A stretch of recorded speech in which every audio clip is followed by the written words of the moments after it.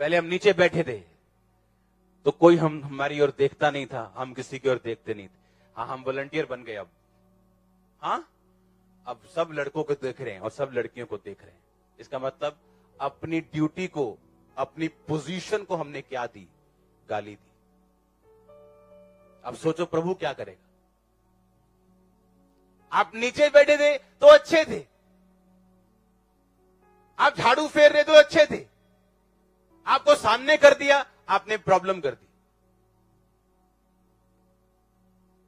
इसका मतलब परमेश्वर देखेगा इसने मुझे अब्यूज किया, मैं इसको और आशीष नहीं दे सकता। आपका बच्चा घर से गाड़ी ले जाए, दो चार उत्थे ठोके, दोनों लत तोड़े, ओदा मुंह तोड़े, दोबारा गाड़ी दे दोगे? क्यों? आप अपने बच्चे से नफरत करते हो, आप प्यार करते हो, इसलिए नहीं दोगे। उसी तरह ये लाइफ, आप इसका गलत यूज करोगे, परमेश्वर आपको दोबारा मौका नहीं देगा, या बोलेगा अभी नहीं, मैच्योर हो जा, अभी 5 साल कुछ नहीं मिलेगा तेरे को। आपको घर वाले चर्च नहीं आने देते थे, बोले लड़की है नहीं जाना, लड़का है नहीं जाना। अगर उन्होंने आप पे बिलीव किया तो कोई ऐसा गलत काम ना करो कि बाद में यीशु मसीह के नाम को निंदा मिले और आपकी लाइफ श्रापित हो। अब्यूज कभी मत करो, कभी गाली मत दो।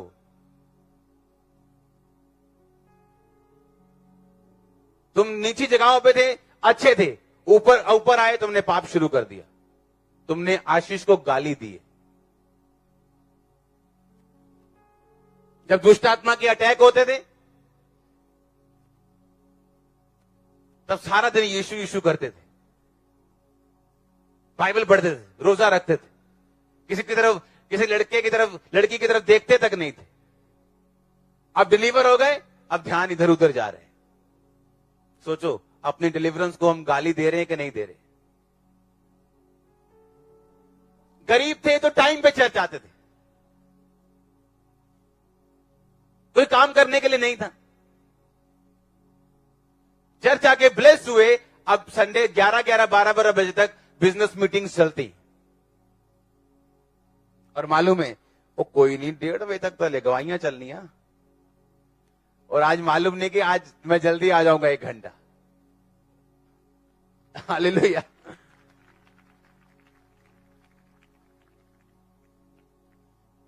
हम अपनी आशीष को गाली ना दें। कोई पूछता नहीं था, कहीं बैठे थे ऐसे ही तो सही थे, कहीं ऊंची पोजीशन में आ गए सेवा में तो पाप कर रहे हैं, हमने गाली दी। और जब जब आप यीशु मसीह की आशीष को, अपनी पोजीशन को आप गाली दोगे, यीशु मसीह ने कहा मैं तुम्हारी डिमोशन करूंगा। और जब जब मैं तुम्हें बढ़ाऊं, आशीषित करूं, तो मेरा थैंक्स करके अपने आप को और सही करोगे, मैं तुम्हें और बढ़ाऊंगा। आज लोग बस अपॉर्चुनिटीज चाहते हैं। कोई स्टेज पे रहना चाहता है, उसकी शादी हो जाए कनाडा अमेरिका में, कोई बंदा आगे रहना, ये ड्रामे चल रहे हैं आजकल। कौन है जो, जिसको कुछ दर्द या पैशन है खुदाबंद के काम के लिए? हालेलुया। परमेश्वर ने कहा अगर तुम भी मन नहीं फिराओगे इसी रीति से क्या होगे?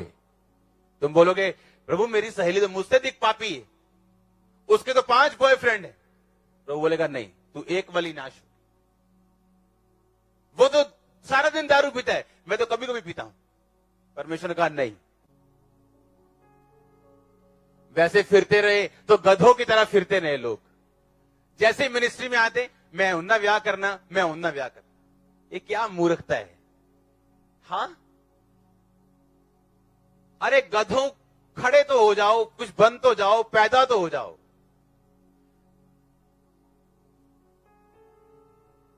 कितने मेरी बात को समझ रहे हैं? हर चीज का टाइम है। हर अच्छा दरवाजा परमेश्वर की ओर से नहीं है, हर बुरा दरवाजा शैतान की ओर से नहीं है। ये आत्मिक लोग समझ पाते हैं इन चीजों को। हालेलुया। आज परमेश्वर दूसरे नंबर पे हो चुका है और हम अपनी लाइफ को पहले नंबर पे रख चुके हैं। चिंता मत करो, आज उसको मालूम है क्या हो रहा है। हालेलुया। आप समझ रहे हैं मेरी बात को?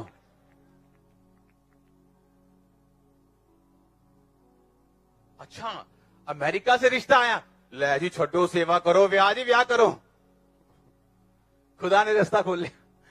कुछ नहीं मालूम लोगों को, कुछ नहीं पता लोगों को।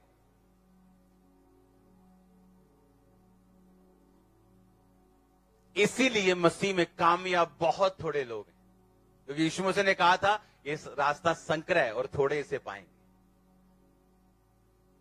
आमीन।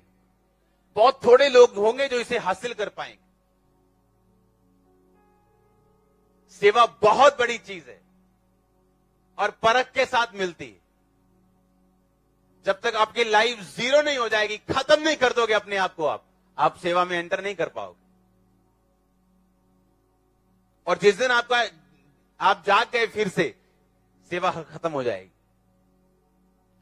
अगर तुम मेरा पीछा करना चाहे और अपना क्रूस ना उठाए तो तुम मेरे योग्य नहीं। अपने माता, अपने पिता, भाई बहन, खेत, सब लोगों को अगर मुझसे ज्यादा प्यार करे तो तुम मेरे योग्य नहीं। हाथ हल पर रखकर अगर पीछे देखे संसार की तरफ भी और खेत पे ध्यान ना दे तो भी तुम मेरे योग्य नहीं। इतना सख्त वचन है परमेश्वर का। क्रिश्चियनिटी आसान नहीं है, आमीन, पर इसका मजा कहीं और नहीं। ओरिजिनल है ना। अगर वो राख पे बैठे को महल में बिठा सकता है, वो महलों वालों को राख में भी लेके आ सकता है। नकूब दिनेसर, जिसकी पूरी दुनिया में जिसका राज था, एक दिन छत पे खड़ा होकर बोलता है ये सब कुछ, सब राज्य, सब मेरी ताकत और बुद्धि से बना है। परमेश्वर कहता बस बहुत हो गया, अब 7 काल तुझ पे बीतेंगे और तेरे नाखून बढ़ेंगे और बाल बढ़ेंगे और तू भैंस की तरह चारा चरेगा। और पागल हो गया वो। और राजा थोड़ा बहुत कमजोर होता था ना, तो उस राजे को मार के दूसरा बंदा राजा बन जाता था। सोचो, एक राजा बैल बन गया, चारा खा रहा है, और कोई उसकी जगह राजा बनने के लिए नहीं आया। पता है क्यों? ये परमेश्वर की ओर से सीख थी। कि 3.5 साल 7 काल तुझ पे बीतेंगे। और लिखा, जब उसने वो टाइम पूरा हो गया, आसमान भी और आंखें उड़ाई और बोला कि यहोवा सब कुछ तेरी ओर से, तू ही खड़ा करता और तू ही गिराता। लिखा, उसकी बुद्धि ज्यों की त्यों हो गई और प्रधान लोग फिर से उससे भेंट करने के लिए आने लगे।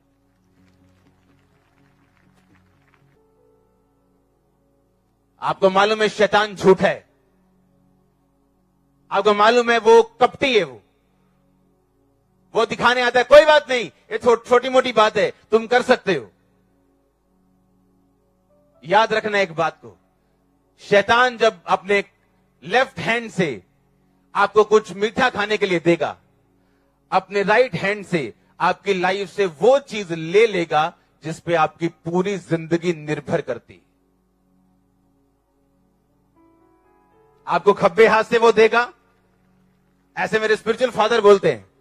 आपको लेफ्ट हैंड से वो देगा और राइट हैंड से वो चीज लेगा जिस पे आपकी लाइफ डिपेंड करती है, जिसके लिए आप बुलाए गए हो, जो आपकी डिवाइन कॉलिंग है। आप वो मिस कर दोगे और आप खब्बे हाथ वाला लड्डू खा के बोलोगे मैं ब्लेस हूं।